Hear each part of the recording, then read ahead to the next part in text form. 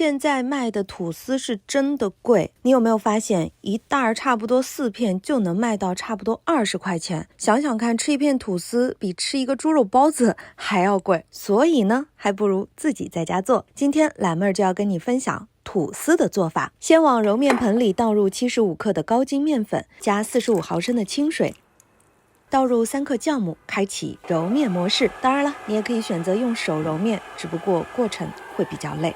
将面粉揉成表面光滑的面团，随后蒙上一层保鲜膜，放到温暖的地方发酵。当面团发酵成2倍大的时候，我们就可以撕掉保鲜膜。再倒入175克的高筋面粉，加30克白糖，倒入20克的奶粉，打入1个鸡蛋，加3克盐，最后倒入55毫升的清水，继续开启揉面模式，揉到面团表面光滑，加入30克的黄油，继续揉面。等黄油完全的被面团吸收，而且用手可以扯出手套膜，就可以停止揉面了。把面团取出来，揉成圆形，随后用盆倒扣在上面。等面团发酵到1.5至2倍大之后，用手揉一揉面团，给面团排气。再用刀切成大小均等的3份面团，取一块面剂子，用手按扁，再擀成长长的牛舌状。